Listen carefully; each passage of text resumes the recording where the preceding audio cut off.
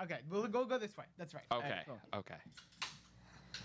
Hello, everyone. Welcome to Youth Bombs. I am Coleman. I'm Carson. And I'm Lucas. Today, we're going to do a long-form podcast, just shooting the cans, talking about whatever's on the news. One thing that's on the news is the one big, beautiful bill. Well, Fellas, what do we think? I just want to start off by saying this is something that's really, really drove me crazy. It's called the One Beautiful Bill Act. It's not called the One Big Beautiful Act. It's called the One Big Beautiful Bill Act. Yeah, it's like they use bill and act in the same. Yeah, because like if something's a bill, then it's like the One Big Beautiful would be the name, and then it would be bill, and then it would be the One Big Beautiful Act. But now it's the One Big Beautiful Bill Act. So that's what we call it for the rest of its lifetime. Yeah, is there a substantial difference then between a bill and then an act? Like, Yeah. Well, because it's an act after it's been signed. So. Oh, well. That's not even a bill anymore. So when it was a bill, it was actually the One Big Beautiful Bill. And now it's the One Big Beautiful Bill Act. Yeah. Yeah. But Bill squared. Okay. it passed. And obviously, I mean, this is like Trump's signature piece of legislation. This is what basically they've been probably working on since November. Yeah, I think they said they were working on this like even before Trump won formally. Yeah. Yeah. So this bill has a lot. I think. Oh yeah, and we can go through like bit by bit. I Yeah. have the notes here. We can either give a yay or a nay. Yeah, I mean, so I think yeah. the star thing in this bill, or like the biggest thing that's stirring up a bunch of controversy, is that there are now there's basically more red tape to getting Medicaid, which is work requirements. That's where the majority of the cuts, because there are cuts. It's not just increases. But that's where the majority of the cuts come from. Is that this is where I guess the Democrats argue, oh, this is so discriminatory on Medicaid. We need people on Medicaid and to benefit from Medicaid. But let's look at what these actual cuts are. One, we got new work requirements for childless, non-disabled adults. Does that make sense?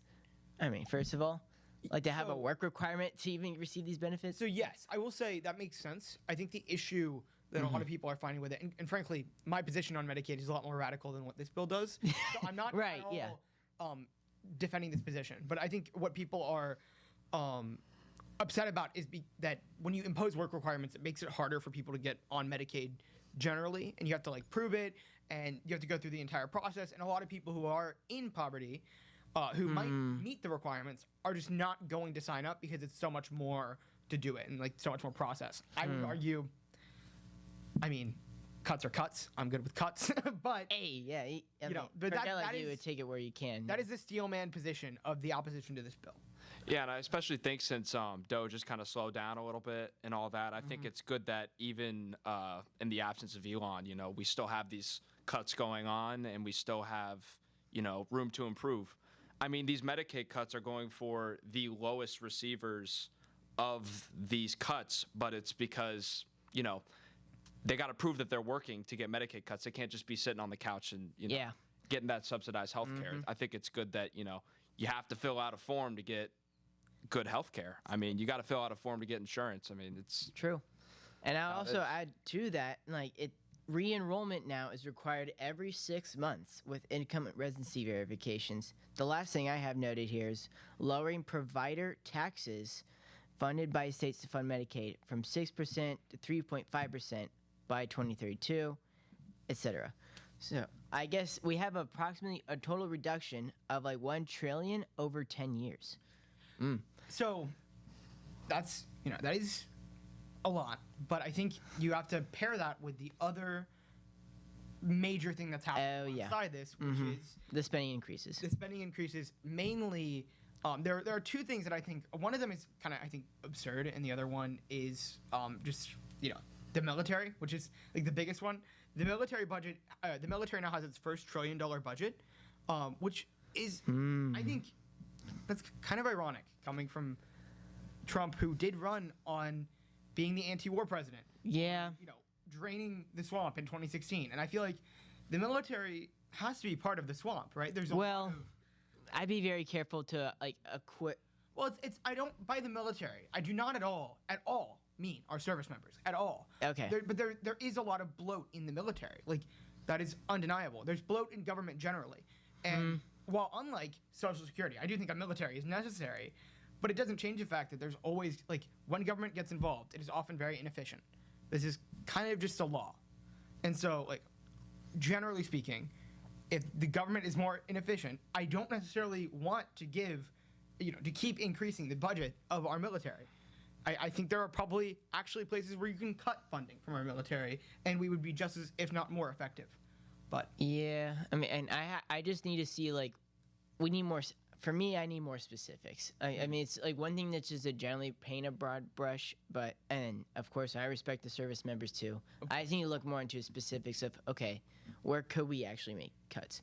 And so far as the specifics I do have, we have increasing Pentagon funding and allocates $10 billion for Mars mission priorities. We have $325 million to deorbit the International Space Stallion, and $85 million to relocate a space shuttle to Texas. So a lot of like Space Force stuff was what I'm seeing. Yeah, I'm gonna be honest. I think that space stuff is kind of like I get the Space Force completely, but okay. In terms of Mars, I mean, do we really have that much money to just throw at Mars? I mean, I just think it's kind of crazy. If anything, I would say, add more funding to the military before you add more funding to a Mars project that's most likely going to be with SpaceX. Well, and then also, there was I think it was over 100 billion, or it might be like 75 billion for the Golden Dome project. I don't know if you have that. Ooh, that was in there. Yeah. There's the Golden Dome project. I mean, I think that's probably separate from this bill, but yeah. I think it was in this bill. Okay. That's a defense thing, though. So I think that's. Yeah. Okay, it would probably be. It's not in my notes, but yeah. Okay. I don't think that just because something is defense spending, and this is like going to be my hot take and probably where I disagree with you guys, is I don't think that just because something is defense spending, that makes the spending all right. We have a spending problem, period, not an entitlement spending problem. And so I think we need to. Excuse me. Yeah. Like, because our national debt, I believe it's going to increase with this bill now by 30 trillion in the next 10 years. Yeah. We have major problems that need addressing today, not in 10 years. And Massey actually filed the motion to like rename this bill kicking down the can 10 more years or something like that, because that's what it does. It just kicks down the can. It just makes it so we just deal with our problems later. And I don't think we are in the financial position in this country, regardless of what we're funding. I don't care if we're giving more defense funding. Yeah. We're not in the position to be signing bills like this. Yeah, I don't think we are either. And I think that's, one of the main issues that a lot of, I'd say people on the right are kind of concerned about is like the spending and how it's just getting more and more out of hand. At the same time, there's a lot. I feel like there's just a good amount of things that this bill does. A lot of good things that this bill does. And if we're gonna cut, Medicaid and stuff, I would much rather have it go to defense. And if anything, my only thing with defense is cut the outsourcing. I'd say build the base of what the American military can do instead of outsourcing. So I'd say it's a good thing. What do you mean by so outsourcing by signing contracts with like different orgs, etc.? Yeah, like Palantir, Lockheed Martin. I think we need a better American-built military, which they are American-built, but I think like part of like the problem with that is like I think the reason why they like the contract is when they can't do everything themselves, and then two, by outsourcing like to like a private company that's like subject to traditional market pulses, etc. Unlike the government, then I don't know what that is. The traditional libertarian stance would be you get more efficient outcomes the more you rely on the market than the government. You know what I mean? So I guess that. But I see your point too, Lucas. Well, what I mean by that in a more nuanced way is like I think we need to be a little bit more careful of like who we outsource from in a sense, because I think some of the outsourcing needs to go. I see. Well, another thing that I want to say that I think was really silly that this bill did is it actually creates a $1,000 S&P 500 fund for every newborn child in this country. Yeah, that's the Trump savings account. Yeah, I guess that's what they're calling it. They're calling it the Trump savings account. I'm just going to say, how is that any different than like a lot? I mean, it's not. It is different. Don't get me wrong, but it's very, very similar to like the UBI stuff that a lot of liberals propose. Is like universal basic income. Yeah. Sorry, if you don't know what UBI is, it's universal basic income. It's basically the idea is the government would impose universal basic income that would then be taxed away by a negative income tax. So basically, everyone would receive $1,000 a month, and then the top 50% of taxpayers on average would be losing $1,000, and the bottom 50 would be gaining it. It's basically just income redistribution. It's like let's call it what it is. It's income redistribution. It's not a universal basic income. And the same thing I think can be said here. That I'm not gonna lie. I cannot see a single reason why the government should be doing that. Not at all. Well, it's not like okay. Well, maybe it's a. Let's pin down exactly what the government's doing here, though. It's not like the government's taking taxpayer dollars and giving it to children. It's a matter of like.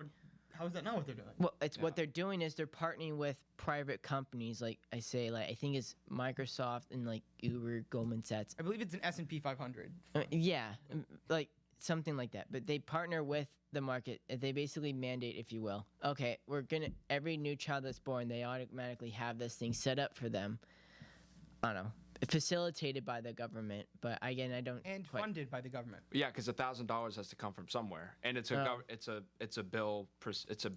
It's in the act. Oh, okay. Now I get it, because they So inject $1,000 by the government. Okay, I see. Yes. So $1,000, and you actually saw this. The S&P 500, I believe, soared like $100 or $200 after this bill passed. So it is like 100%. It is more national. More in our deficit, and it's only going to grow if our population keeps growing. I guess it's a partially a pro-natalist policy to try to reduce the downsliding of the birth rate. I guess I don't exactly care. We don't have the money for this. We don't have the money for this. I don't know how many times we have to keep saying this, but we don't have the money for it. Well, yeah, I agree. Like, I think pronatalist policies are fine, but it's just more money that we're throwing away. I mean, you can do it. You can go about it a lot more different ways than just giving everyone $1,000 check. Yeah, I mean, I think the thing is, people don't understand that we already give so many tax credits to parents to have children. Like, there's so many different tax incentives already. So, I think if people aren't going to have children, I think you need to look other ways for population growth, and this is especially going to make upset a lot of anti-immigrant conservatives. But I think that means you need to have more immigrants. You need to accept more legal immigrants every year into this country. And if people don't have children, the way you mitigate that and the way you continue to grow the economy is through immigration. Well, okay, so then the question becomes, okay, by taking in more legal immigrants, would they be, I guess, adding more than, I guess, the government has to expend to their government benefits that they would then be entitled to? They don't get government benefits, a lot of them. I mean, they won't. Okay. They pay more into our tax system than they gain. You think so? Oh, 100%. Okay. I mean, even no matter their skill level, by the way, it's not just like the low skill or the high skill immigrants. Obviously, high skill immigrants do contribute significantly more because it does help to have more wealthy people in this country. Right. But also low skill immigrants, like they don't take the only way they end up getting benefits is if they gain citizenship and then they get retirement benefits, like Social Security and Medicare. Which I am again perfectly fine taking that away from them and saying, if you want to become a citizen, you're not getting Social Security, you're not getting Medicare, you get the American dream. That's what you get. But yeah, I'm perfectly fine saying no. I think we need more immigrants, and I think it's like I can't think of a reason why people are so concerned with the birth rate and like the population decline when we can just have more immigrants, like accept more immigrants legally through our legal processes. Yeah, well, I think that the issue is that I just don't think our system, the justice system, and all the other immigration systems are even ready for that. I think they've been flooded for the last 4 years, and now we're having trouble even getting back up trying to enforce that policy. I mean, you look at what Obama did. He deported 3 million immigrants over a span of 8 years, and we're not even going to make that number with what Trump has set up. So, I mean, it's good that this bill does put more money into the immigration system, but we still gotta make up for that. I mean, we're not deporting what he said he would. But I do think we do need immigration, but it's just like it's a matter of like what's the limit, because we've seen the limit be pushed for the last 4 years, in my I opinion. mean, I think that's the issues come more from those people being undocumented than from them us just having more immigrants. And I think a lot of 100%, the flaws come from the fact that like recently there's been a lot of red tape. I think we need housing reform and that kind of thing. I don't want to get too off topic, but I do think that like the kind of I think inclination, especially like among JD Vance, for instance, to like blame everything on immigrants. Like the reason you don't have a house is because of immigrants, and they've demand has gone way up, and so price has gone up. I just like yes, but the economy can match increasing demand by producing more housing. So I'm skeptical of that. But I think. Does anyone have any like last thoughts? Yeah, I mean, housing is one angle, but I can just to quickly cap on that topic. I would say that you're forgetting also the wage angle and like the job market as well. Like, 'cause especially like now, as I think we have emerging technology like AI displacing jobs, like in I think a lot of Gen Z particularly is having trouble getting a job right now. So another sentiment or argument rather as to why we would want to limit legal immigration in the immediate term is because to give, I guess, either wage and employment relief to the existing citizens in the country. Yeah, I would. I mean, sorry. Do you want to? No. Go ahead. Yeah, I would just push back on that because we're talking specifically about undocumented immigrants, and they don't tend to like be looking for the same jobs and in the same job markets that American citizens are, especially when we're talking about like.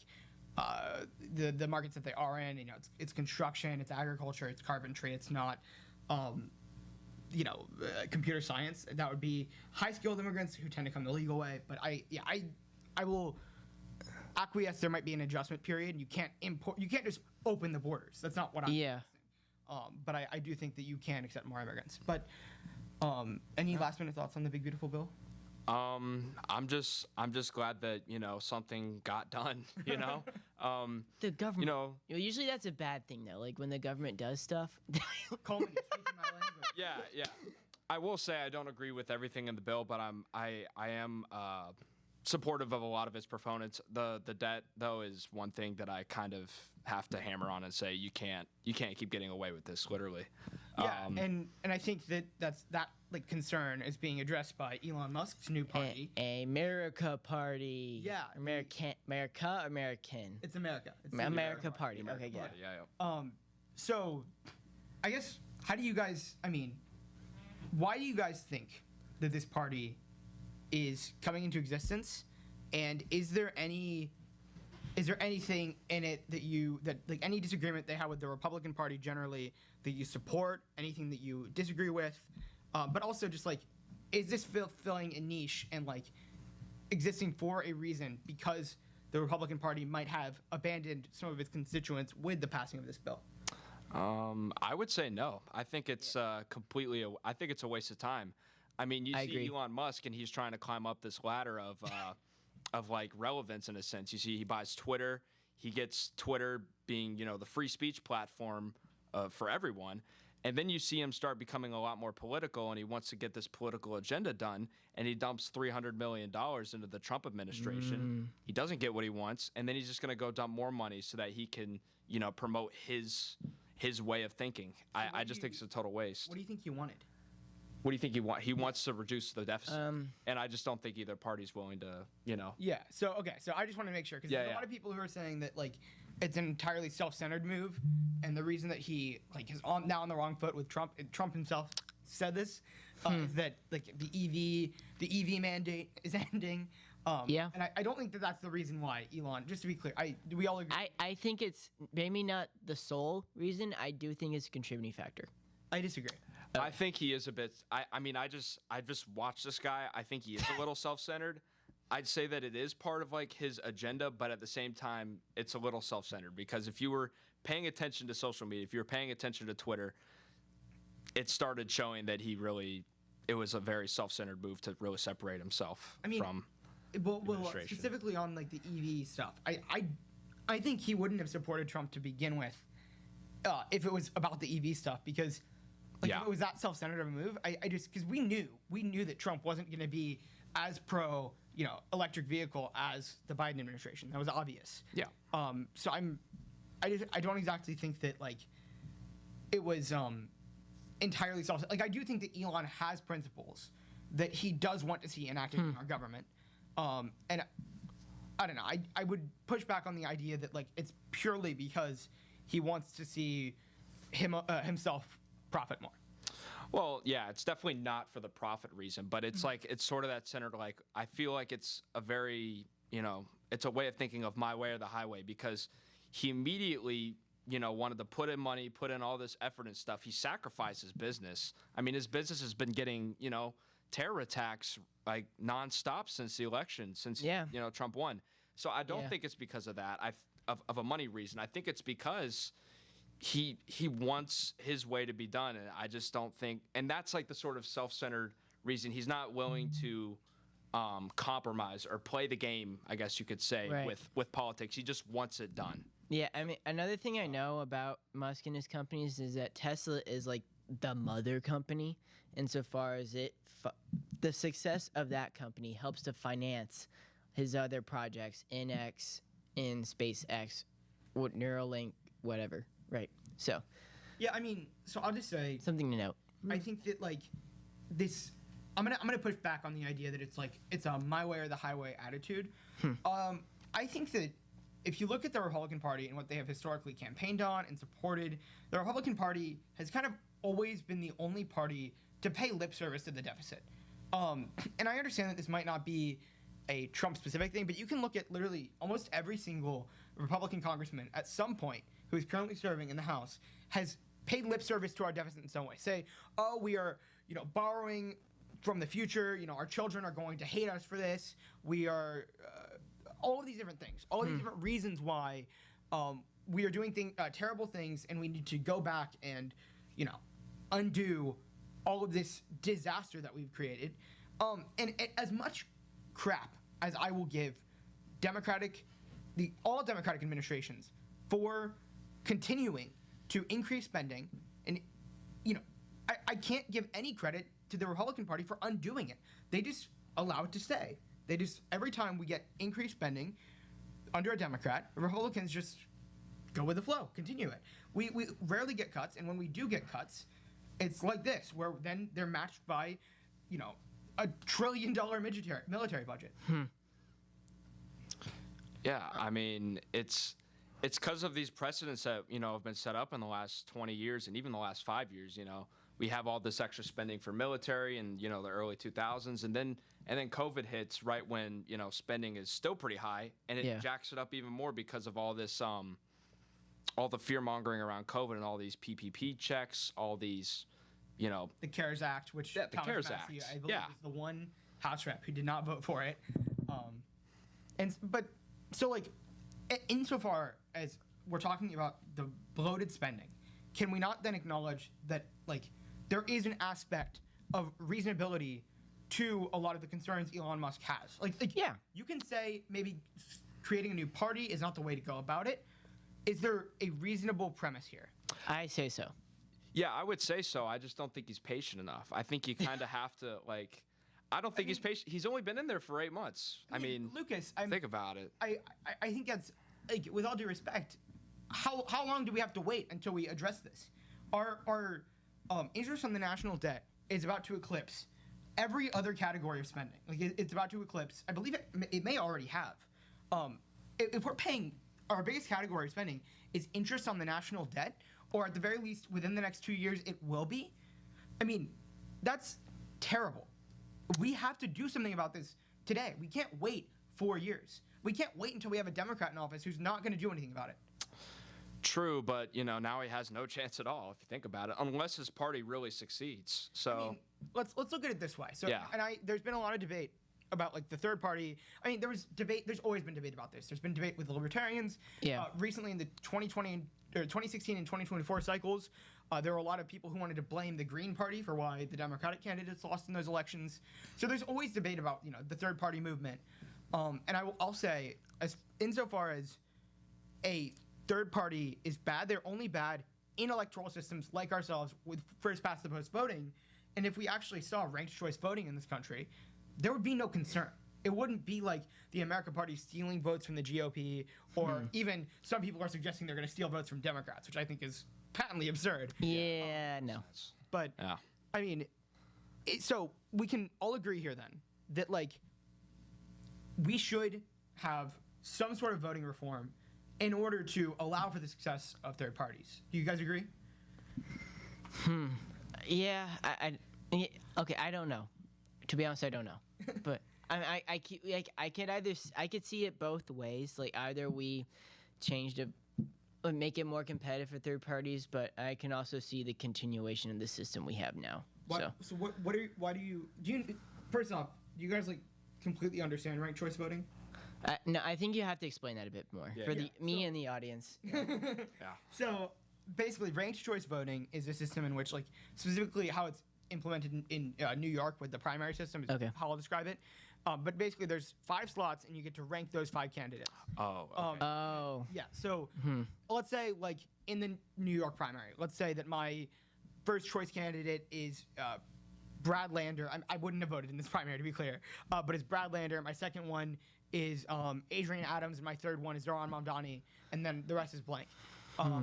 Then my vote would start off going to Brad Lander, and then if all of the candidates that don't, each candidate who has the least share of votes before having a majority, unless there is a majority, if there's a majority in the first round, that candidate automatically wins. But each candidate who is the last place from there gets eliminated, and whoever voted for them, they get their next place vote. So if I voted for Brad Lander, let's say he got eliminated the first round, then it would go to Adrian Adams, and then she gets eliminated, and then it goes to the last person I rank, which in this case is Zoran Mamdani. So my vote would eventually go to Zoran Mamdani, even though in the first round it went to Brad Lander. Yeah, I don't really like that idea. Why not? Well, because I guess you're saying like, oh, we can transfer the vote from one candidate to the other. Well, the voter only intended to vote for one person. I think if the voter only intended to vote for one person, then they can only rank one person. Oh, I see. Right. So you can pick up to 4 people. You can pick up a line of succession. Yeah, you can pick up to 5 people. Okay, got it. But like your vote would start going to one person, and then you could stop ranking from there. Like if I am a diehard Trump supporter, let's say in the 2024 election we had ranked choice voting, I'm a diehard Trump supporter. I can put Donald Trump, second blank, third blank, fourth blank, etc. And you're saying this is how we should run our primaries, right? This is how we should run the general. The general, okay, and the primaries, but. And both, okay, yeah, got it. That makes sense. Because for primaries, I would say maybe yes, but the issue is then, who's going to be running for the general election? And most of the time, it comes out to 2 people. So are you trying to basically get around the 2 people outcome running for the general election? There are several different ways you could do this. Like you could do what California does, and they have a jungle primary, which basically means that like all of the candidates are on one ballot, and then you could do ranked choice in that.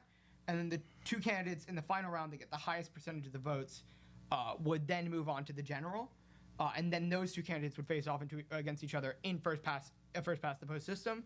Or you can just do ranked choice generally for the general election, in which case like you could rank the America Party candidate, the Republican, the Democrat, the Libertarian, I assume the Green, and like you would probably have more. You could have the Constitution, et cetera, et cetera. So you're arguing that this system would give third-party candidates a greater chance of winning. Yeah, it would at the very least make it so you could vote for a third-party candidate without having to fear that you are, taking a vote away from a Republican. You want to vote for a Republican as well. Yeah.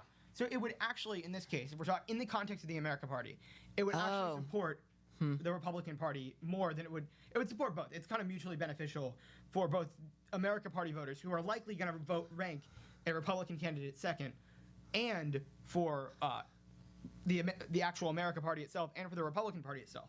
I honestly just have to think about it. I can't really say anything right now. Yeah, I think it does. The system does need to change, but I honestly don't really. The only instance of ranked choice voting is that I've heard of is the New York primary, because that's like what's on everyone's mind right now. So I don't really know enough about it. The only thing I know is that Zoran Mamdani basically beat everyone else in the ranked choice voting, and is probably gonna become the mayor.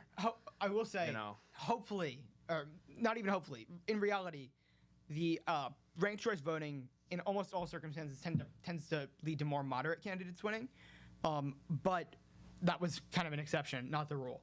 But anyway, so all right, we can just move past that. But my point in that was saying, if like you want to worry about the American Party and like it's, you know, it taking votes away from the Republican Party, I think electoral reform is how you get around that. Now, Elon has said that he wants this party specifically to target specific Senate seats and specific House seats on the margins so that it can have a targeted effect where they kind of control, like basically the Democrats have no majority, the Republicans have no majority, and the ones in between them are a very small amount of America Party. Oh, okay, got it. Congress. So yeah, he basically said he wants to win just enough to hold Congress hostage and to force them to do something about the deficit. Wow. That's one way to do it, I guess. You know. Good luck, Musk. Maybe not a presidential candidate. So, but yeah. do you guys think that if the America Party runs in, like, let's say they run for the Texas Senate, which is not going to be close. Like, I don't think a Democrat could win in a Democrat versus Republican race, but it will be close enough to where if you had the America Party candidate, it could give enough votes to the Democrat if enough people vote for the America Party. So, should maybe, and like we see this a lot of times in other instances where, like, for instance, in the Nebraska Senate election last cycle, Dan Osborne was an independent candidate running against a Republican, and the Democrats dropped their candidate. So maybe for, like, Texas Senate, if an American Party candidate was to run, do you guys think the Republican Party should drop its Texas Senate candidate or not? I don't think they will. I think they should keep going because, I mean, it'll be the true test of, you know, who's voting for the American Party candidates. I think from a strategic standpoint, the American Party should start in Texas because that's where, you know, Elon's put a lot of capital into. But I think that it'll really show if this party can have, you know, can gain any sort of ground because that's kind of the voters that they're most likely catering to is fringe Republican voters. So, yeah. So do you guys think that the candidates alone are going to hold the seats hostage, or do you think that there will be like this more like party apparatus that is holding the seats hostage? I mean, they could. I mean, it's a matter of money, really. I mean, and Elon does have the capital to do that. So I will say, if it's a matter of money, maybe he should focus on like smaller states because Texas is a large amount of people to have to convince to vote for you. Whereas like if they ran in Montana, it'd be different. But yes, I do agree generally. But yeah, I think starting off though, I think they probably will go for more of the, you know, single candidates. But I think it's a good idea to start in Texas because, you know, Elon brought tech to Texas. If you think about it, so yeah, we'll see. To be honest, I just sort of, I guess hypothetically, maybe this stuff could happen, but I just have a very hard time seeing Elon's that project American Party moment going that far. You know what I mean? Yeah, we'll see. I mean, I will say the last time we had someone who was outside of the two-party system do really well in any really major bid was Ross Perot. And Ross Perot, the reason he did very, very well is because of he was a billionaire. He had a lot of money behind him. I think if Elon is serious about this party, I don't think it's something that Republicans and, you know, the Republican Party generally should just write off as not being, you know, not happening at all. I really think they should be serious and they should look at this and take some of the issues that the American Party is raising with the Republican Party seriously. And I just want to, like, last thing, do you think it is electorally good for the Republican Party to get serious about the issues that Elon is raising in this party? I would say yes. Yeah, because, I agree. Yeah. You know, a lot of people, I mean, the conservative, the establishment Republican, you know, presence has been getting a lot of criticism. I feel like, you know, after this election cycle, there's been a lot more, you know, splits within the party. Especially with all of Trump's moves recently. I think that it's good that, you know, there's a sense of we need to win back the votes in a sense. And that's why I think Texas is the perfect test for that, is because that's where it's a very big Republican stronghold, but you also have a lot of people who are very, you know, loyal to Musk and, you know, are going to keep, you know, championing for less spending on government. I think Republicans do need to make a harder stance towards that. And I think that this would be a perfect like way to kind of make some pushes. Yeah, well, Tucker Carlson recently, in his interview on the war in Iran, I mean, he outright destroyed Tucker on Iran. Tucker made So Ted wait, Cruz so look hold like up. a fool. Oh, you say Tucker okay. destroyed Ted Cruz. Yeah. Yeah. So, well, first off, we're looking Okay. at likely Ted Cruz did just win re-election in 2024, so it would be a while before someone could take his seat from him. I'm thinking about it like a primary, but it wouldn't be a primary. It would just be a general election. Yeah. But it would be a while before someone could take his seat from him. But is Ted Cruz, or just Republicans like Ted Cruz, are those people who, the kind of, not necessarily establishment, but now the new MAGA establishment of the party, should the America Party target people in seats like those? Well, I think it's a perfect opportunity because Ted Cruz has been around for like 13 years. He's been in there for a while, and he's one of the biggest names on the Republican stage. Probably that and like Lindsey Graham too. Yeah. I would say, like Tom Cotton would be another one. And then also I would like to see Josh Hawley. Tim Scott is another one. Marsha Blackburn is another one. But yeah. Yeah, and I will say Elon has been incredibly supportive online of Thomas Massie. And obviously, Massie isn't technically in the America Party, but does that make Massie the honorary first America Party representative in the House? Is he willing to leave the Republican Party? Honorary.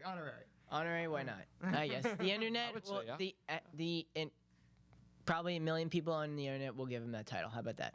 Yeah, and last thing, do you guys, Justin Amash, he does follow me on Twitter, I will say that. Who is this guy? Justin Amash, he's the former representative from, I believe, a district in Michigan. He was the only Libertarian Party representative. He was originally a Republican. And in 2020, with the insane levels of spending, he switched and became a Libertarian. So should he come back as an America Party representative? I think that'd be good. I mean, I think it's smart from a a party strategy standpoint to get people who Have big names and have big names. It's sort of like the revolving, it kind of mirrors the revolving door theory with lobbyism and sitting Congress members. And in a sense, you can get the people who have experience, who have the connections, and who have good relationships in Congress, and use them to prop up the base of your party. So I think that would be a perfect thing for him to do. So good to know. All right. Well, any last thoughts? I guess speaking of Tucker, I guess I'll quickly wish him luck with his interview with the leader of Iran, right? So Tucker Carlson, he already interviewed him, I believe. Oh, he already interviewed him. he hasn't released it yet to the public. We'll go through this quickly for you guys because we're already getting pretty long. So let's just say, okay. So Tucker Carlson's interviewing the supreme leader of Iran. We need to stress that he is the supreme leader of Iran. He is a dictator. This is not just like Vladimir Putin, who is like a semi-dictator. This is like an actual dictator. An actual dictator of Iran, which a country that calls America the Great Satan. Okay. Yeah. I am not Christian, but like that is incredibly hostile language for a country to use toward us. And I will say there are a lot of people defending this in the name of like journalism, of like we should always have access to more information rather than less. And I generally agree. If you're going to do a hard-hitting interview with the president of Iran, and full disclosure, I have not watched this interview yet. It's not even out yet, right? I don't know if it's out. It's only out on his platform to members of his TCN network. So he's going to release it soon, but he hasn't yet. He's only giving premium members access to it right now. But given the Putin interview, and Putin is not as bad, but he is someone who should probably be given a similar level of scrutiny. Yes. I'm just not expecting a high bar of journalism. No, I would. He generally does not give a lot of pushback towards his guests. Not really. Well, he did with Ted Cruz, so we'll see. Well, it's one of his friends. I mean, they've known each other for forever, so I mean, he's been kind of on a run lately. So I think that he already did the interview. Let's be honest. I think it's good to have discussion, even though this guy's insane. I mean, we have hours of. The thing is we have hours of Netanyahu talking, but we don't have hours of this. We don't have any. Sort of position on this guy talking. Do I think it's going to be good? not unless if Tucker's hard on him, I think it will be a good interview. But if he's not, I think it's just it's just propaganda. I'll be honest, and this will like probably permanently change like decide my opinion on Tucker, which is already not the most positive. Yeah, if this right. interview is not hard hitting and not really trying to dig deep and like get this guy to admit something or just really, I think it needs to be hard hitting. And if it's not, I think this will permanently not. I already really don't like Tucker. This will permanently make me despise him. And when you lose this guy, it's over. When you lose Carson of all people, Carson, man. yeah, no, no. I mean, anyway. So I'm just, yeah. I would really just hard hitting, doubt it, but hard hitting. That's what we need. That's the ideal. Yeah. At this point, I think that's a wrap. But if you'd like to email us, you can do so at youthbombs@alachuarepublicans.com. Thank you guys so much for watching. Please like, subscribe, share, comment. Interact with the video in all sorts of ways. And yeah. And follow us on YouTube and Rumble. Yep. Take care, y'all.